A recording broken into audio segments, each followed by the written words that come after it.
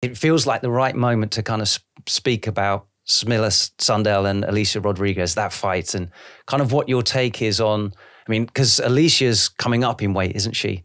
So that, yeah. I mean, Smilla's a tall, rangy fighter in her own category anyway, and Alicia's coming up in weight to fight her. I'd love to know what your thoughts would be on how both fighters could either win or lose this fight. What would that look like for you? Fighters, welcome back to another episode of Heat Trick Muay Thai Performance. I think it's awesome that Allycia is stepping up. I have a lot of respect for her. She's an amazing athlete, and I've known her for a number of years. I remember seeing her back in 2019 and being like, I think you're going to go somewhere. And obviously she did. She beat Stamp for one of the titles. She has had a lot of experience and obviously took time off, COVID, baby, but is now getting back into it. She has, a pretty wide, stocky frame and is shorter than me. So I'm 5'8" on a good day.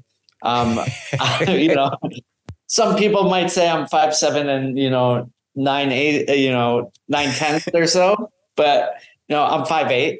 And Smilla is a little taller than me. So I think it's going to be hard in terms of reach for Allycia. That is obviously the first problem. For Allycia as well, it's going to be an issue of getting into the right distance. I know that's something that you have talked a lot about, is sort of distance management. You said there's basically 4 ranges, correct? Yeah, well, that's how I like to break it down. Yeah, I see Muay Thai as having long range where you can only just reach with a kick, not with a punch. And then medium range, I'd say, is like punching range where the straight punches can reach. Close range is then hooks, uppercuts, elbows, that kind of knees, that kind of range. And then finally clinch, where you've physically got hold of them and you're right in each other's space. And I see the fight kind of playing out in those discrete areas. And I like to break it down personally that way, because I see certain ranges as taking away certain weapons and bringing others in, making those more favorable. And they're kind of discrete points that if you're stronger at a particular range, regardless of what your choice of techniques are, you can kind of just play the game on a broad spectrum in those ranges that suit you better and your opponent less. And it simplifies the process a lot more. And then you can kind of layer onto it more sophistication, if you like. But yeah, that's how I tend to see it. Yeah, and I think that is a good sort of system to think about. So if we apply it to Smilla and Allycia, Smilla's punching range is going to be Alicia's kicking range.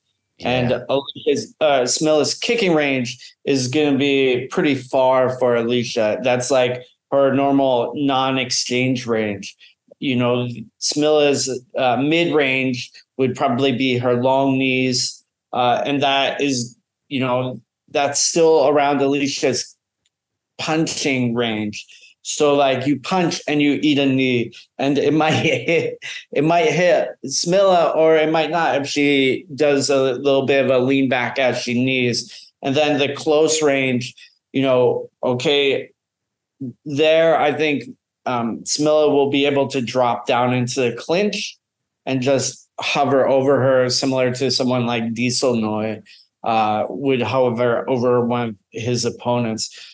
So I think it's going to be a difficult fight for Allycia, but I do think if she is able to manage that range, that's short, stocky frame, she can use a typical Muay Mat, heavy-handed style, leg kick the shit out of Smilla, punch a body. But it's about, I think, the range management, staying maybe far enough away from the knees that she can still sort of punch and leg kick, but not so close that she gets kneed or jabbed too much. Yeah. It's like you say, that those ranges, and I think that this is going to make this fight really interesting because of the change in weight class. So that automatically kind of changes the ranges that you'd expect your opponents to have anyway, as like a normative level. But the fact that Smilla's just so tall and rangy, even for her weight class, it makes it a real unknown quantity for Allycia, and one that she's going to, I mean, I'm sure she's got training partners, she's trying to simulate it, but in real time in a fight, it's going to be something to adjust to on the fly that's a new, it's almost like I have an analogy of like trying to park a new car in a parking space when it's a completely different size to what you're used to. It takes some time to figure it out. And she's going to have to do that on the fly in the fight. And it's, like you say, Smilla's range with some of the techniques she can throw at different ranges are just different to everybody else. I mean, when she was fighting Jackie Buntan, and Jackie had a knee guard on and was leaning away and was feeling like, I should be safe, I should be safe. And she really wasn't, because Smilla's telescopic limbs were still catching her. And it was like, I don't know what to do about this. She had to figure it out on the fly under pressure. And I think that's something that Alicia's she's either prepared really well for it, or it's going to be something like, I've got to be a really adaptable fighter and figure this out, because normal movements that would get me out of range of something really doesn't now. And there's a different range of weapons coming in, and a different range that I wasn't expecting. Yeah, I totally agree with you. On Alicia's side, she does have some very good training partners like Barbara Aguirre, who is the WBC Muay Thai world champion. She beat Joanne Law over at Rebellion not too long ago. Barbara is a little shorter than Smilla, but has that sort of lanky build to her. So that will help Allycia for sure. And to some extent, Barbara fights not totally similar style, but it's adjacent, I would say. So that will help. But, it is hard to figure things out on the fly. To Alicia's credit, though, she does have 5 rounds. So, and the Phuket Fight Club style starts off slow and then builds up. If you remember the fight between Allycia and Stamp, Allycia really built up in the later rounds and started to dominate, I feel, pretty securely, which got her the win there. So there is that, there is that factor as well. Yeah. And I think the discussion really on the proportions of the athletes is really, really interesting. So you mentioned like the long limbs.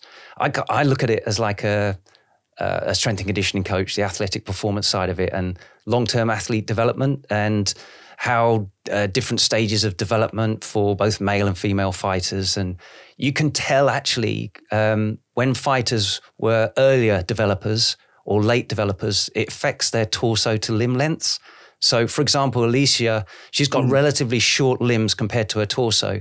So she was like an early developer. Whereas Smilla, she's got long limbs for her torso length in ratio. So she would have been a later developer.